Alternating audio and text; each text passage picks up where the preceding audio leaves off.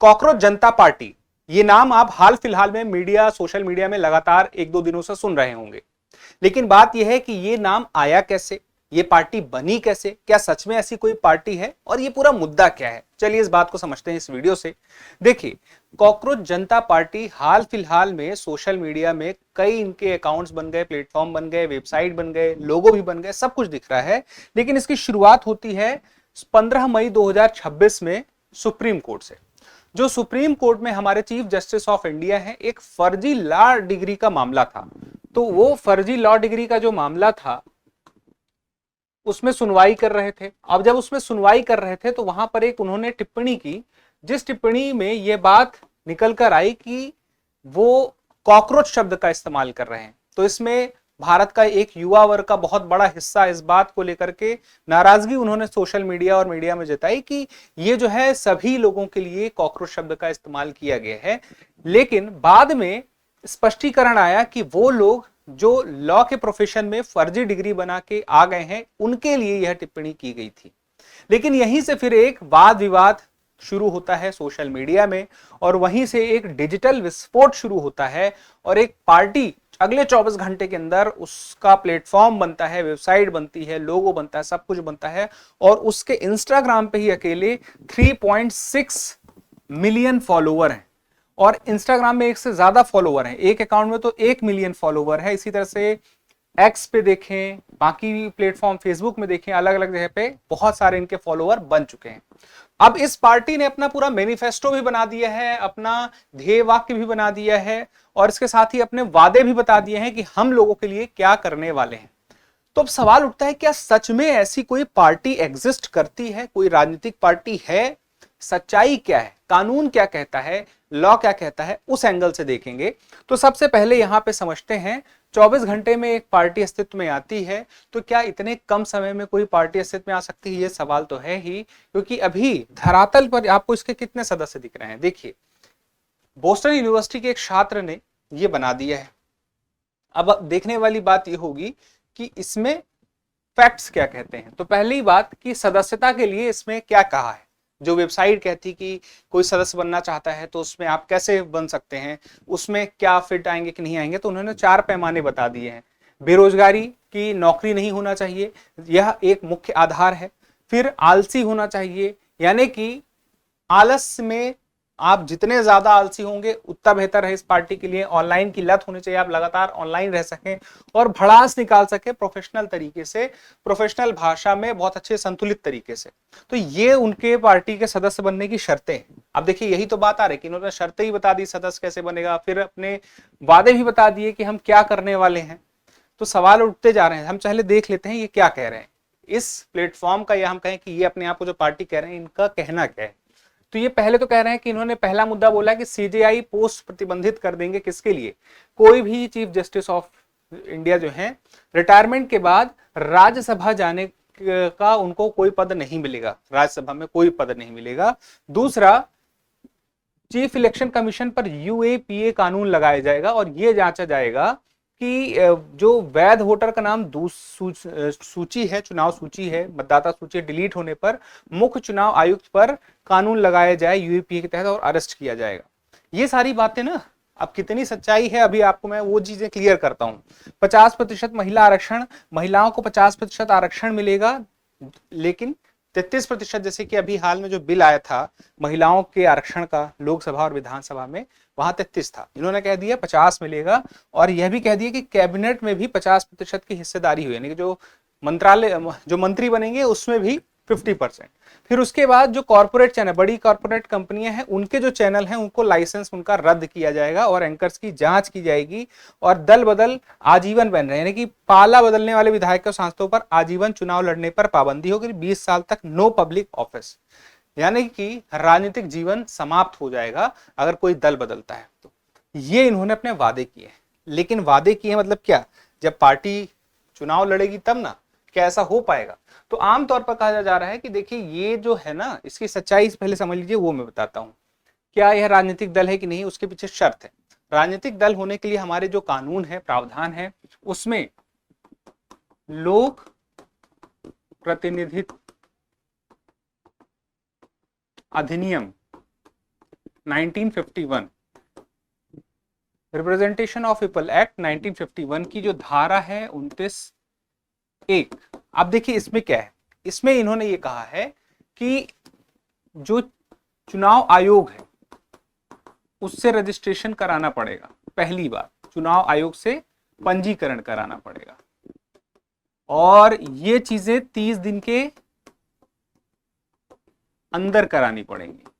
फिर तीसरी बात ये भी आती है कि यहां पर जैसे पार्टी बनी है तो उस पार्टी में 100 ऐसे मतदाता होने चाहिए, पंजीकृत मतदाता जो भारत के वोटर हैं वो 100 एटलीस्ट होने चाहिए। उसके अलावा 10,000 का एक डिमांड ड्राफ्ट, डीडी जो बोलते हैं, चुनाव आयोग के जो सचिव हैं उनके नाम पे बनेगा। इसके अलावा यह भी कहा गया कि इनका यानी कि पार्टी का अपना एक संविधान भी होगा। संविधान होगा मतलब कि पार्टी कैसे काम करेगी, क्या विचारधारा है, फिर उसके बाद वहां पे जो पद है पार्टी में क्या रहेंगे, पद का चुनाव कैसे होगा, ये सारी चीजें, यानी कि हर पार्टी का अपना एक संविधान होता है तो इस पार्टी कोई भी पार्टी है तो उसको भी रखना पड़ेगा।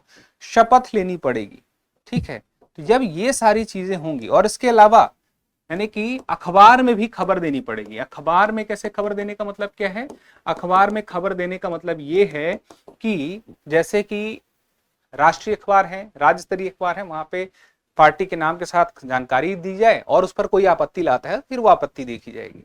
ये सारी शर्तें होंगी तब कोई जाके राजनीतिक पार्टी बनेगी।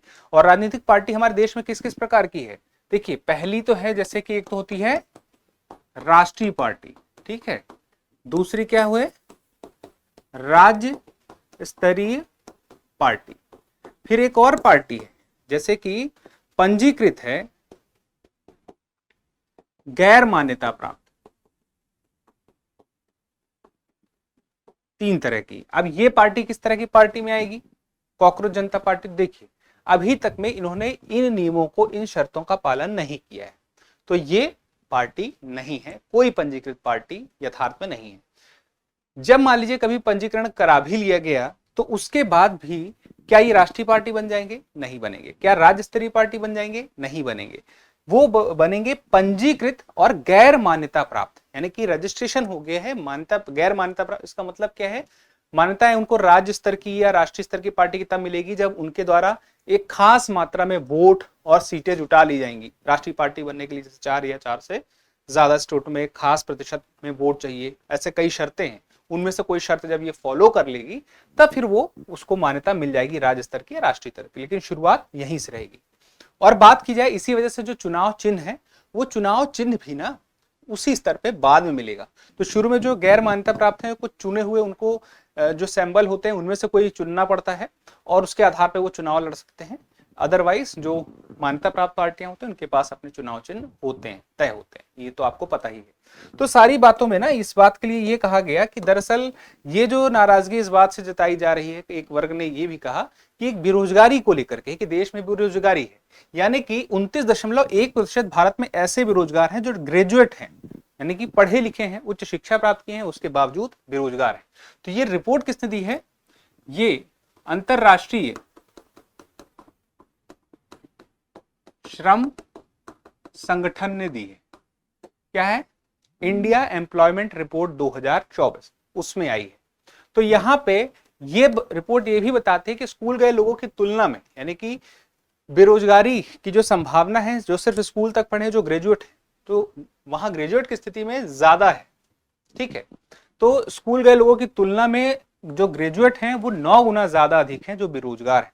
बेरोजगारी तय कैसे हो रही है, यानी कि दुनिया में, भारत में जितनी आबादी है क्या 29.1% लोग बेरोजगार हैं, तो ऐसा भी नहीं है।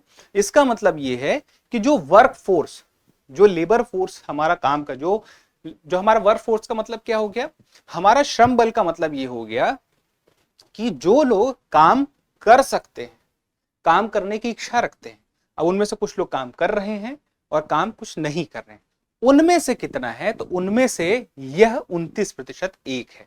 पूरी आबादी के आधार पे नहीं तय होता है, ठीक है। ये बात तय हो गई। तो भारत के कुल बेरोजगार जो हैं, कार्यबल है, वर्कफोर्स है, उसका 83% हिस्सा जो है वो युवा है, यूथ ही। 17% ऐसे हैं जिनकी उम्र ज्यादा है, अदरवाइज 83% में हम देखें तो यूथ हैं। तो ज्यादातर ये जो 29% एक होंगे वो क्या होंगे, यूथ होंगे।